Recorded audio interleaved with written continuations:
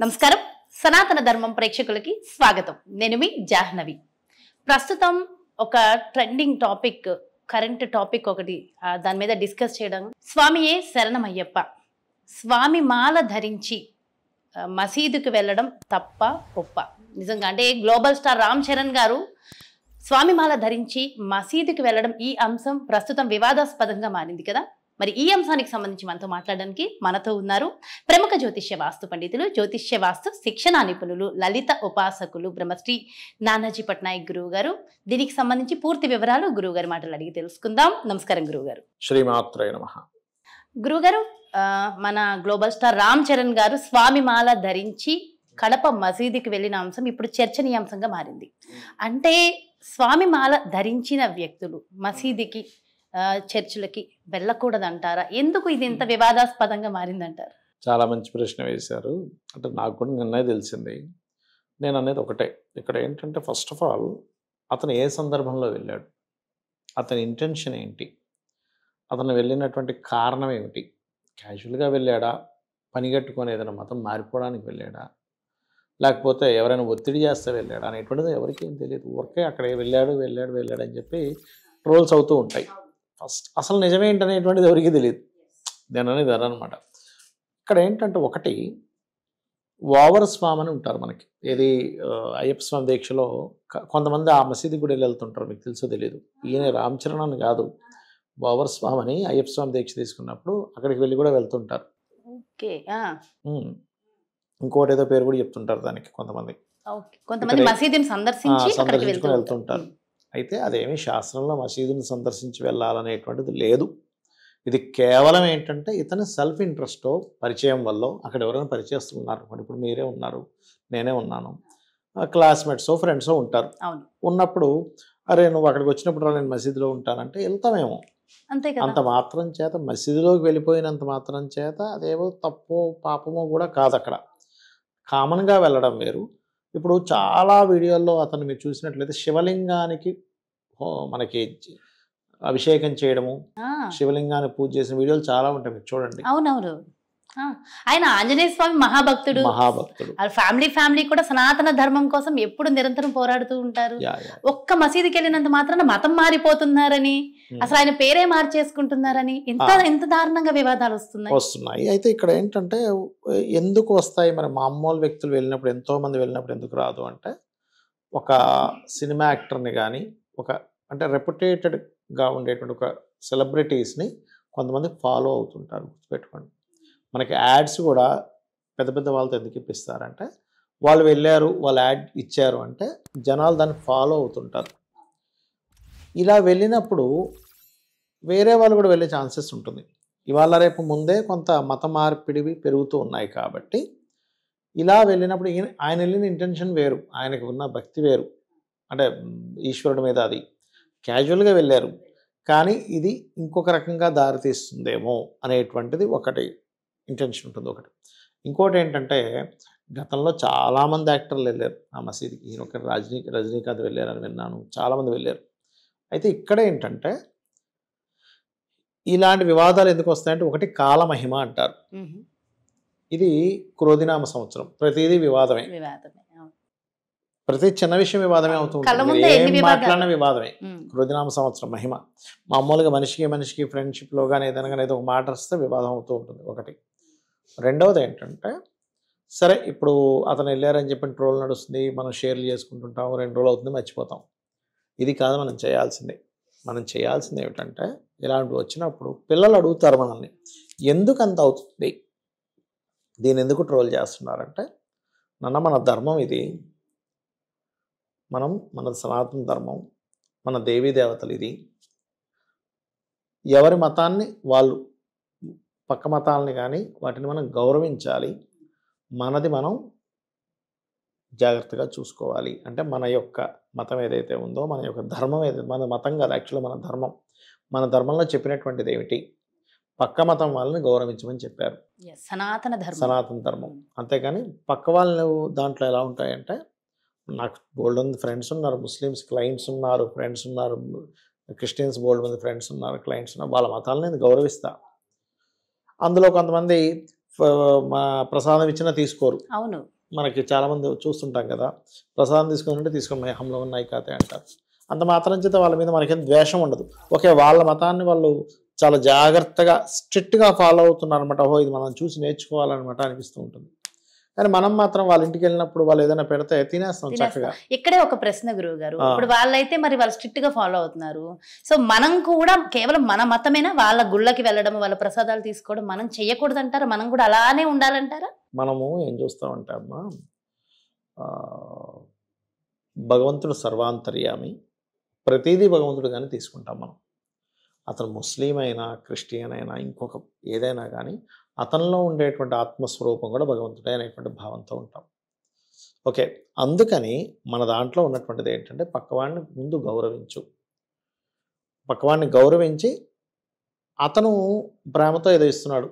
ఒక ఫ్రెండ్, ఉదాహరణకి నా క్లాస్మేట్స్ బోల్డ్ మంది ఉంటారు ముస్లిమ్స్ క్రిస్టియన్స్, వాడు తీసుకొచ్చి వాళ్ళ ఇంటికి వెళ్ళాము అనుకోండి, అరే నానాజీ కావు అంటే మనం ఫ్రెండ్ ఫస్ట్, వాడు మతమా కులమా పక్కా పెట్టాడు, వాడు నాకు ఫస్ట్ ఫ్రెండ్ కదా, క్లాస్మేట్ కదా, చిన్నప్పటి నుంచి కలిసి చదివాము 1వ తరగతి నుంచి. వాడు ఇస్తుంటే వెంటనే మారిపోడు కదా వెంటనే. అలాగే ఇక్కడ ఎలా ఉంటుందంటే రామ్ చరణ్ కేసులో కూడా, అంటే ఆ సీన్లో కూడా అసలు అక్కడ ఏం జరిగిందో కొన్ని వీటిలో నేను చదివింది ఏంటంటే రెహమాన్ వెళ్ళమన్నాడని విన్నా. ఆయన ఏదో ఒక మూవీ తీస్తున్నాడు, మన ఏది గేమ్ చేంజర్, దానికి రెహమాన్ అనుకుంటాం మ్యూజిక్. అవునా కదా? ఇప్పుడు ఈ రెహమాన్తో ఒక మూవీ చేస్తున్నప్పుడు కొన్ని డిస్కషన్స్లో అక్కడికి వెళ్ళినప్పుడు చాలా బాగా ఉంటుంది, చాలా మంది వెళ్తుంటారు, మేము ఎప్పుడైనా వెళ్ళారన్నప్పుడు అవునా సరదాగా వెళ్ళి ఉంటారు. అంత మాత్రం చేత దాన్ని రచ్చ చేయాల్సిన అవసరం లేదు. అక్కడికి వెళ్ళారు, ఆయన బొట్టు తీసేశారని, నిజంగా చెప్పాలంటే బొట్టు ఉంది కదా గురువుగారు? బొట్టు ఉంది, కాకపోతే ఇంకా కొంచెం ఎక్కువ కొంచెం అంటే ఇప్పుడు ఎలా ఉందంటే అమ్మా, సోషల్ మీడియా ఏదో ఒకటి చెప్పి దాన్ని వివాదం చేసి దానివల్ల కొంత వ్యూస్ వస్తే వ్యూస్ కోసమే సోషల్ మీడియా పనిచేస్తుంది, కానీ నిజాన్ని బయటపెట్టడానికి మాత్రం 90% లేదు. 90% లేదో ఒక 10% ఉన్నాయి కొన్ని, అంటే నిక్కచ్చిగా నిజాన్ని చెప్పేవాళ్ళు, సొసైటీకి పనికొచ్చేది, ఇట్లాంటివి ఉండాలి ఇప్పుడు కూడా సోషల్ మీడియాస్లో. నేను అనేది ఏంటంటే ఒకటే, మనము పక్క మతాల వాళ్ళు చేస్తున్నటువంటి దాని ద్వారా మనం కొన్ని నేర్చుకోవాల్సినవి ఉన్నాయి. ఎలా అంటే చూడండి, 3 సార్లు 5 సార్లు నమాజ్ చేస్తారు వాళ్ళు, ఖచ్చితంగా చేస్తారు ప్రతిరోజు. పిల్లలకి నువ్వు నమాజ్ చేయాలని నేర్పిస్తారు. మన మతంలో మన సనాతన ధర్మంలో మనం అసలు పూజ చేయమంటున్నావా? చేస్తే ఈ మంత్రం చేసుకోమని చెప్పండి అమ్మా అంటే మా అబ్బాయికి రాదండి నేను చేసేయాలా అంటుంది తల్లి. కానీ ముస్లిమ్స్లో ఎక్కడా కూడా వాళ్ళు నమాజ్ చెబితే నేను చేసేస్తాను అది తల్లి. క్రిస్టియన్స్లో ప్రతి సండే ఎవ్రీ సండే బైబిల్ పట్టుకొని వెళ్ళిపోతున్నారు. అంటే ఇక్కడ ఏమిటి మనం అర్థం చేసుకోవాల్సింది ఏంటి, ద్వేషించడం కదా. చూసారు ఎంత స్ట్రిక్ట్గా వాళ్ళు దాన్ని చెప్తున్నారు. అంటే ఒక దైవికం వైపు మీ మైండ్ని కనుక తీసుకెళ్తే దాని యొక్క ప్రభావం చాలా ఉంటుంది. ఇది నా ధర్మము, నేను కాపాడుకోవాలనేటువంటిది. మనం చేయవలసింది ఏమిటంటే ఏదో రామ్ చరణ్ గుడికి వెళ్ళి అక్కడ మసీదుకి వెళ్ళాడనో గుడికి వెళ్ళాడనో ఇది కాదు మనం చేయాల్సింది. ఓకే, మనం ఎంతగా కాపాడుకోవాలి ఇప్పుడు ఉండేటువంటి జనరేషన్స్కి. ఇప్పుడు చూడండి, మన దాంట్లో పిండ ప్రధానం అనేటువంటిది ఉంటుంది. ఎంతమంది తల్లిదండ్రులు పిల్లల్ని ఆ తాతలకో ముత్తాతలకో పెట్టేటప్పుడు నాన్న నువ్వు స్కూల్కో కాలేజీకి వెళ్ళక ఇంట్లో ఉండిపోమని ఎంతమంది చెప్తున్నారు. అసలు తెలియదుగా వాళ్ళకి. వీడు మామూలుగా స్కూల్కో కాలేజీకి వెళ్ళిపోతుంటాడు, వన్ ఫైన్ మార్నింగ్ రేపు మళ్ళీ వీడి జనరేషన్ వస్తుంది, పెట్టాలని తెలియజెప్పినా నాకు తెలియదు ఇవన్నీ అంటాడు. అలా కాకుండా ఆ పిల్లవాడిని అమ్మాయి అబ్బాయిని ఉంచి ఆ రోజు కూడా పండగలాగా గనక ఈ పెద్దలకు పెట్టేది నేర్పించగలిగితే వీళ్ళ వంశాలను అది కాపాడుతుంది. ఒక పూజ ఎలా చేయాలి, ఈ దేవత అంటే ఏమిటి, భగవద్గీతలో ఏం చెప్పారు, ఇవన్నీ నన్ను అడిగితే రోజుకు 1 గంట సేపు కనీసం మన దేవీ దేవతలు ఇది, మన సనాతన ధర్మం ఇది, మన కట్టుబాట్లు ఇవి అనేటువంటిది మనం చెప్పగలగాలి. అంతేగాని మా అమ్మాయికి చీర కట్టుకోవడం రాదు, మా అమ్మాయికి పూజ చేయడం రాదు, అష్టోత్తరం చదవమంటే ఇలా చదువుతాను చాలా గొప్పగా నవ్వుకుంటున్నామంటే అది ఇంకెక్కడికి దారితీస్తుందో మనం ఆలోచించాలి. ఇవి అసలు మనం ట్రోల్ చేయాల్సిన అవసరం లేదు నన్ను అడిగితే. ఇదంతా కూడా మనం అందరినీ కలుపుకొని వెళ్ళిపోవడమే మన హిందువులు.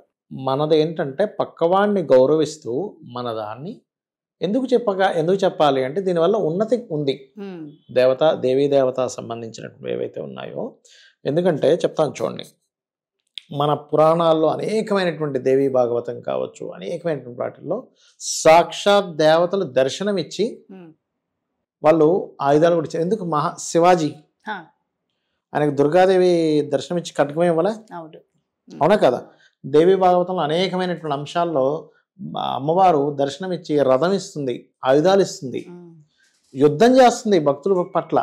భక్తుడు వైపు ఉండి యుద్ధం చేస్తుందమ్మా. మన ధర్మం అంత గొప్పది. ఇక్కడ మనం ఇది తీసుకుంటే రామదాస సినిమాలో మనం చూస్తాం కదా, రాముడు రామ లక్ష్మణుడు మరి నిజాం ప్రభు ఆయన వచ్చి డబ్బులు ఇచ్చి విడిపించలేదా? ఆయన ముస్లిం కాదా? అంటే ఇక్కడ ఎక్కడన్నా మతాలు భేదాలు అక్కడ ఏమైనా ఉన్నాయా? మతాలు కులాలు మనం పెట్టుకున్నాము, మన దాంట్లో ఉన్నవి కేవలం వర్ణాలు మాత్రమే. మనం అందరినీ కలుపుకుని వెళ్ళిపోవడమే మన సనాతన ధర్మం. వర్ణాలు అంటే ఏమిటంటే, చిన్న ఎగ్జాంపుల్, ఇప్పుడు మీరు ఒక ఆఫీస్ పెట్టారమ్మా, అడ్మినిస్ట్రేటర్ ఒక వ్యక్తి ఉండాలి, మన మార్కెటింగ్ పర్సన్ ఒక పర్సన్ ఉండాలి. మార్కెటింగ్ పర్సన్ అంటే వైశ్యుడు, అడ్మినిస్ట్రేషన్ అంటే ఉదాహరణకి క్షత్రియుడు అనుకుందాం, దాన్ని మొత్తం ఫండింగ్ చేసినప్పుడు బ్రాహ్మణుడు అనుకుందాం, శూద్రుడు అంటే కింద వర్క్ చేసేవాడు శూద్రుడు అనుకుందాం. ఇప్పుడు మీరు వేరు చేశారు, వర్ణాలు వేరు చేశారంటే అట్లా వీళ్ళతో నలుగురు ఉండాలి, చేయాలిగా. అట్లా ఏంటంటే మన దాంట్లో మతాలు కులాలు లేవు, ఇవి మధ్యలో పుట్టినవి. ఈ మధ్యలో పుట్టిన వాటి మీద మనం కంగారు పడుతున్నాం. ఇక్కడ మన హిందువుల్లో కూడా 3 దేవతలు ఉన్నారు, అందులో మళ్ళీ ఒక్కొక్క ఆరాధనలు. మరి ఇక్కడ కూడా మరి ఇలానే విడదీసుకుంటూ పోతే ఫ్యూచర్ లో ఏ దైవ భక్తులు ఆరాధన అంటే ఒకే పరమాత్మ ఇన్ని రకాలుగా మారాడమ్మా. మీరు ఎవరికి మీరు నమస్కరించినా పరమాత్మకే వెళ్తుంది. ఎలా అంటే ఇప్పుడు మీరు ఒక సబ్బు కొన్నారు, ఒక పేస్ట్ కొన్నారు, లేకపోతే ఒక హోటల్కి వెళ్ళి ఫుడ్ తిన్నారు, ట్యాక్స్ సెంటర్లకే వెళ్తుంది కదా. అలాగే మీరు ఎవరికి దండం పెట్టినా పరమాత్మకే వెళ్తుంది. ఆ మసీదు కూడా శివాలయాలని మసీదులుగా మార్చారు అని కూడా చెప్పారు. అయ్యో ఎంత చరిత్ర ఉంది కదా. సో ఇందులో నుంచి మంచి తీసుకోవాలి, వాళ్ళ నుంచి మంచి నేర్చుకోవాలి. కానీ మనం అంటే కొంతమందికి అందరినీ సమానంగా చూసే తత్వం ఉంటుంది. ఇప్పుడు రామ్ చరణ్ గారి జాతకంలో కూడా అందరినీ సమానంగా చూసే తత్వం అయింది. అందుకని ఆయన సమానంగా చూస్తున్నాడు అనుకోండి, ఎందుకు మీరు అనవసరంగా దీన్ని కంగారు పడడం అనిపిస్తుంది నాకు. అవునవును గురూజీ. అండ్ దీని నుంచి మన ధర్మం ఏం నేర్పించింది, మంచి నేర్చుకుంటూ వెళ్ళిపోవాలి. అండ్ నిజంగా చాలా మంచి విషయాలు తెలియజేశారు Guruji. Thank you so much. శ్రీమాత్రే నమః. చూసారు కదండి, నిజంగా అంటే మన ధర్మం, మన సనాతన ధర్మం ఏం చెప్పింది అవి నేర్చుకుంటూ మంచిని తీసుకుంటూ వెళ్ళాలి తప్ప ప్రతి ఒక్క దానిలో నుంచి చెడుని తీసుకుని ఆ చెడుని ట్రోల్ చేస్తూ ఇది ఎంతవరకు కరెక్ట్, మన నెక్స్ట్ జనరేషన్కి మనం ఏం నేర్పిస్తున్నాం, ప్రతి దానిలోంచి మంచి తీసుకుని మంచి దిశగానే మనం అడుగులు వేద్దాం. మరి నిజంగా గురువుగారు ఎంతో చక్కటి విషయ పరిజ్ఞానాన్ని మనందరికీ అందించారు కదా. సో మరో ప్రత్యేకమైన కార్యక్రమంతో మళ్ళీ మీ ముందుకు వచ్చేస్తాను. మరి అలాగే మీ యొక్క జాతకానికి సంబంధించి కానీ లేదంటే మీ ఇంటి వ్యాపార వాస్తుకు సంబంధించి కానీ గురువు గారిని సంప్రదించాలి, అపాయింట్మెంట్ కావాలి అనుకుంటే క్రింద డిస్ప్లే అవుతున్నటువంటి నెంబర్స్కి కాల్ చేయగలరు. నమస్కారం.